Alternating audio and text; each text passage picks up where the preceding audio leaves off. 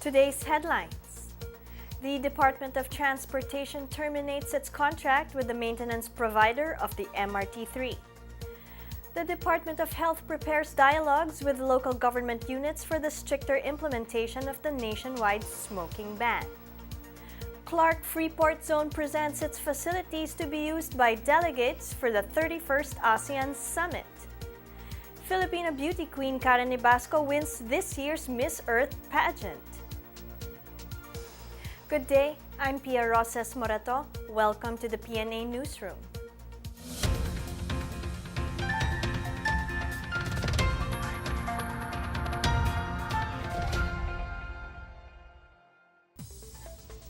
The Department of Transportation ordered the termination of its contract with the maintenance provider of the MRT-3. Transportation Secretary Arthur Tugade said Busan Universal Railways Incorporated or BURI failed to address the issues raised against them. Among the issues in the notice of termination served on October 17 are poor performance, failure to ensure the availability of operational trains, failure to implement procurement of spare parts for the MRT, and failure to meet with the requirements of computerized maintenance management system. Tugade said BURI's substandard maintenance of the MRT puts the commuting public at risk. Tugade approved the creation of an MRT-3 maintenance transition team that will temporarily take over the maintenance of MRT-3. The Philippine National Railways and Light Rail Transit Authority also committed to provide technical support and expertise to ensure the smooth transition of MRT-3 maintenance works. Police arrested the Indonesian wife of slain terrorist leader Omar Maute in a joint operation in Iligan City.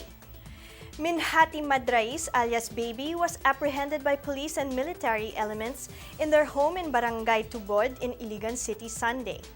Police also recovered explosive devices and an expired Indonesian passport. She and her 6 children are now in police custody.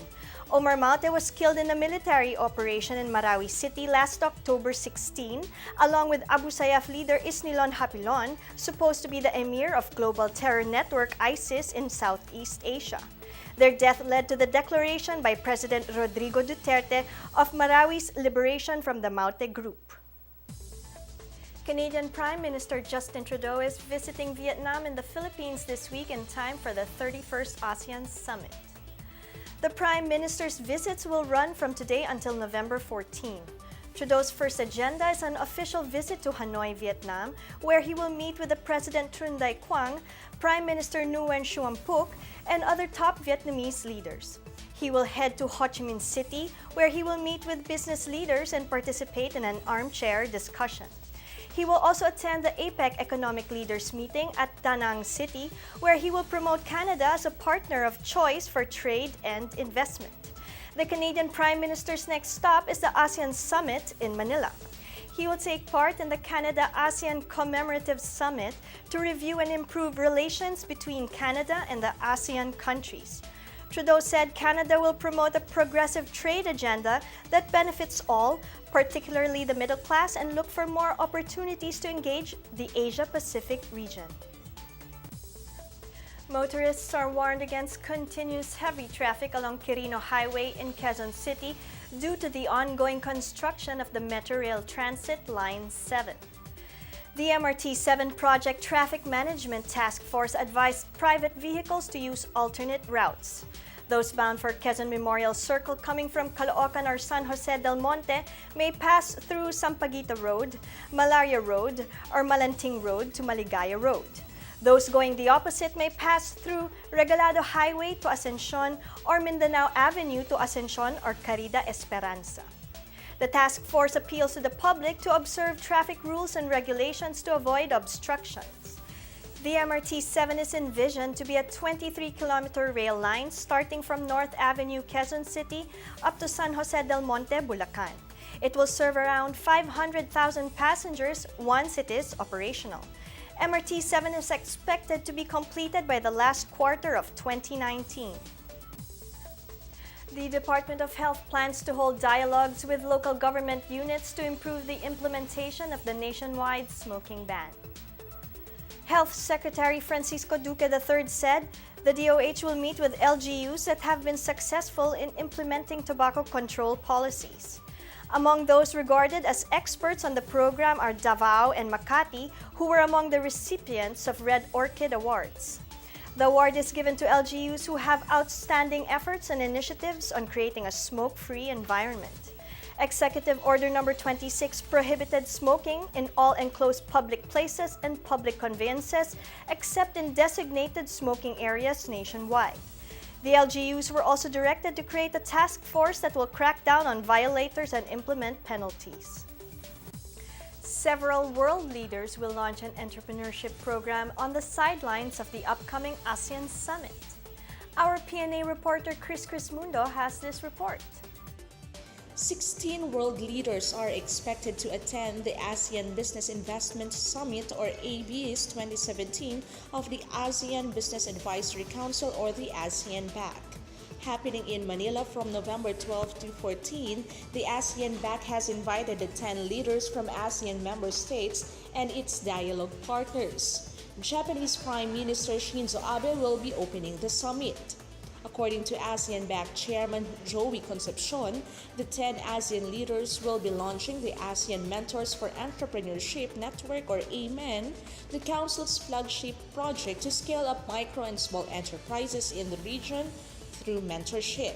Aside from mentorship, the ABS 2017 will also focus on financial and market access. For the PNA Newsroom, I'm Chris Mundo reporting.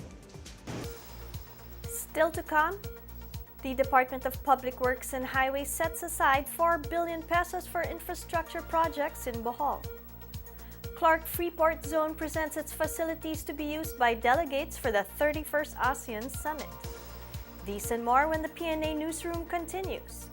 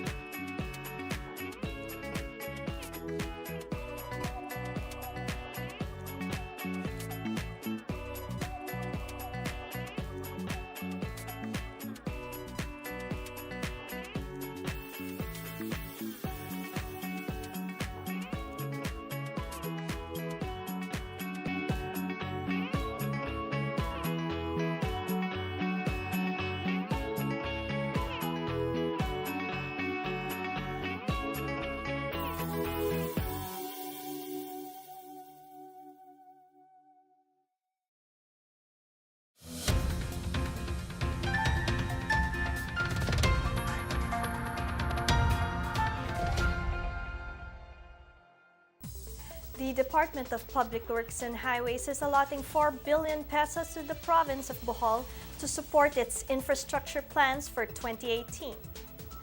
Most of the projects include the building of road networks leading to the new Bohol Airport in Panglao Town, which is expected to be completed and operational by second quarter of next year.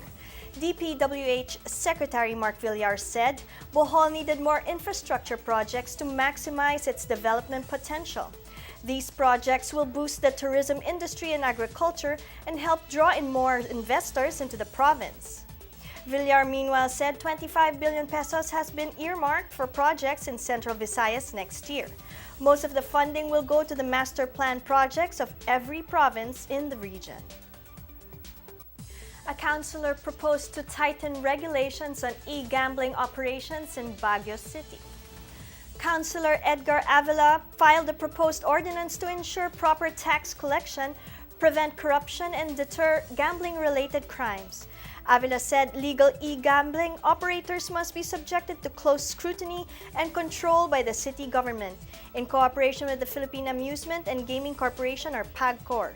Special permits will also be required for e-casinos, e-bingo, cockfights, online sports betting, and e-games. Once approved, only non-minors with a show money of 5,000 pesos after paying off an entrance fee will be allowed in gambling establishments.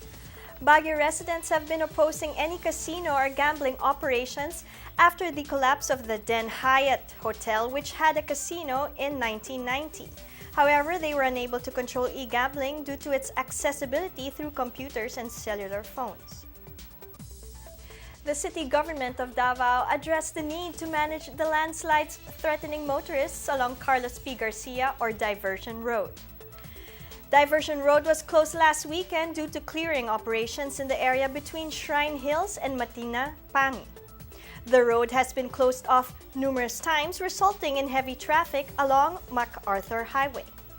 The city government earlier enforced the evacuation of 43 families living in the danger zone. The Mines and Geosciences Bureau warned against further development along Shrine Hills. MGB noted cracks at Shrine Hills where the Davao earthquake fault line passes. Mayor Sara Duterte Carpio meanwhile said the government needs to effect closure every time danger is reported during clearing operations. She said engineering works are the solution to minimize danger. The Department of Public Works and Highways in Region 11 is undertaking a road widening project in the area. It started benching in the area to stabilize the slope and prevent more landslides.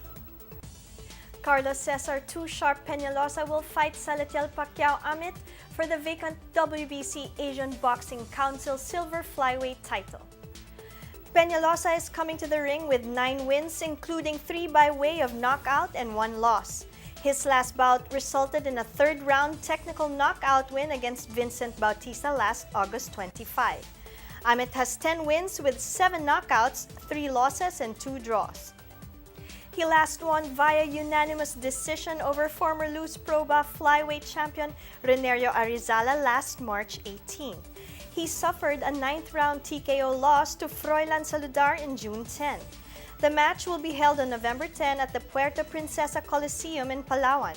It is one of 4 championships featured in the 55th Oriental and Pacific Boxing Federation Annual Convention from November 9 to 11.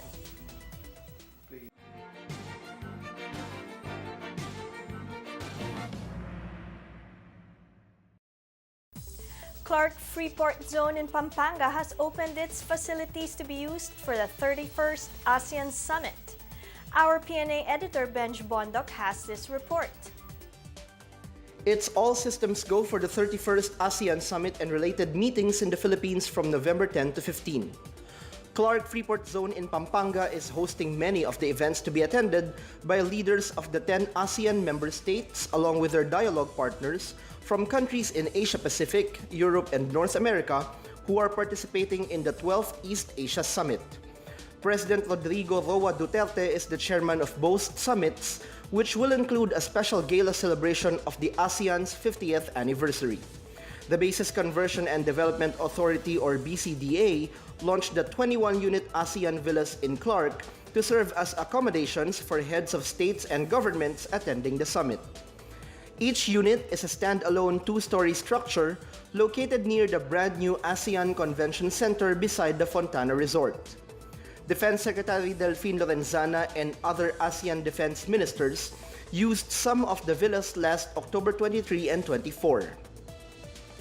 BCDA President and CEO Vince Dizon said the villas will be bidded out for lease to interested parties after the summit. The villa project is similar to the APEC villas that were built in Subic Freeport for the 1996 Asia-Pacific Economic Cooperation Summit. For security reasons, the ASEAN 2017 National Organizing Council has not disclosed who among the world leaders will be staying in the ASEAN villas. For the PNA Newsroom, I'm Benj Bondok. The Metropolitan Manila Development Authority, or MMDA, will conduct a nighttime convoy dry run along EDSA on November 8 in preparation for the ASEAN Summit.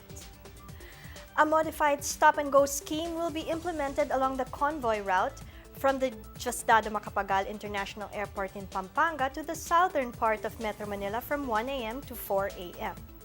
The affected routes are Clark Complex in Pampanga, SC Tex, NLEX, EDSA, Diokno, Ayala Avenue, Makati Avenue, Pasay Road, Lawton, and McKinley Road. EDSA will be cleared at certain periods to give way for the convoys, while orange barriers will be installed from Balintawak to Magallanes to delineate 2 inner lanes for the convoy run. Motorists are advised to use the C5 road and Mabuhay lanes to avoid traffic congestion in the southbound area of Cubao. Trucks should likewise avoid the routes because they will be temporarily stopped to give way to the convoy. Meanwhile, the MMDA reminds the public that portions of EDSA and other roads will be closed to give way to the convoys of ASEAN participants starting November 11 to 15. Among the affected areas are the roads around CCP Complex, SMX Convention Center, Rojas Boulevard, and Buendia to P. Burgos.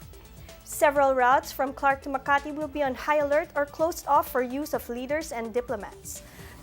Closed vans and trucks will be rerouted from NLEX to MacArthur Highway from noon on November 11 to November 15. The perimeter from H2O Hotel to Okada Hotel, New Seaside Drive, and Manila Bay will be declared a no-sail zone until November 16. Up next, Filipina beauty queen Karen Ibasco wins this year's Miss Earth pageant. The showbiz industry mourns the death of 80s star Isabel Granada. These and more when the PNA Newsroom returns.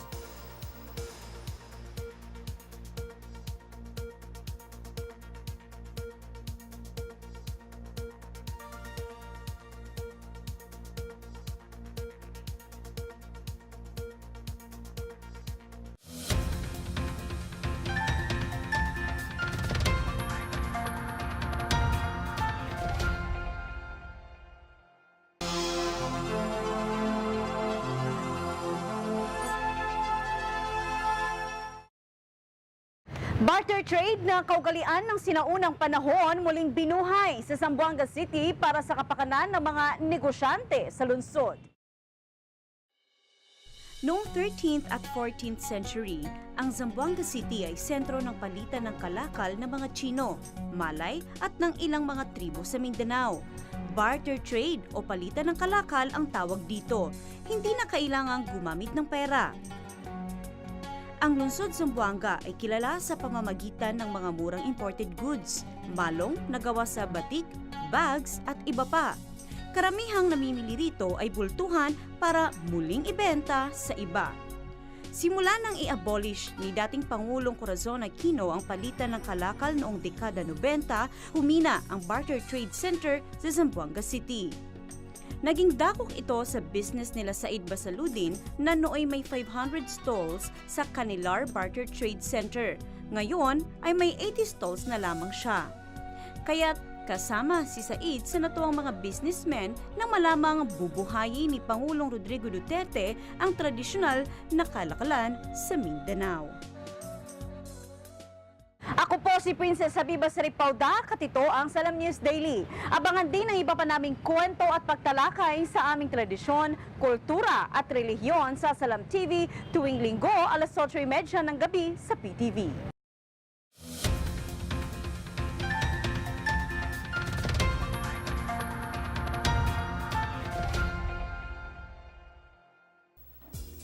Filipina beauty queen Karen Ibasco was crowned Miss Earth 2017 at the coronation night held at the Mall of Asia Arena on Saturday.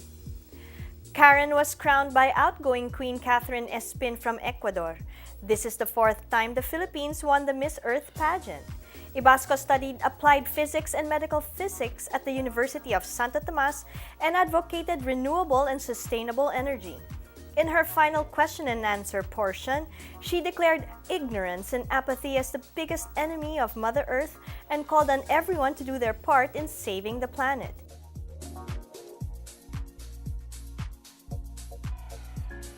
Meanwhile, Filipino-Australian beauty queen Nina Robertson won as Miss Earth Air. Colombia's Juliana Franco was crowned Miss Earth Water, while Russia's Lada Akimova was crowned Miss Earth Fire.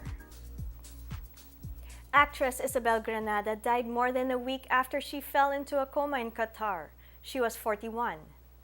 Granada died at Hamad General Hospital in Doha, where she was rushed after collapsing at the meet and greet activity on October 25. She reportedly succumbed to a brain aneurysm that affected her heart. Her husband, Arnel Cowley, confirmed the news. Granada was popularly known as a child and teen star in the 1980s. Her friends and colleagues in showbiz sent their messages to her family, while fans took to social media to express their condolences. Her remains are expected to arrive in the Philippines this week. Colder temperatures and rainy weather await most parts of the country. The tail end of a cold front is affecting parts of northern and central Luzon, while the easterly winds affect the eastern section of southern Luzon, Visayas, and Mindanao. The northeast monsoon is felt in the rest of northern Luzon. Cloudy skies with scattered rain showers and thunderstorm may be felt in Cagayan Valley, Bicol, eastern Visayas, Caraga, Davao, Aurora, and Quezon provinces. Metro Manila and the rest of the country will have partly cloudy to cloudy skies with isolated rain showers. Let's take another look at today's headlines.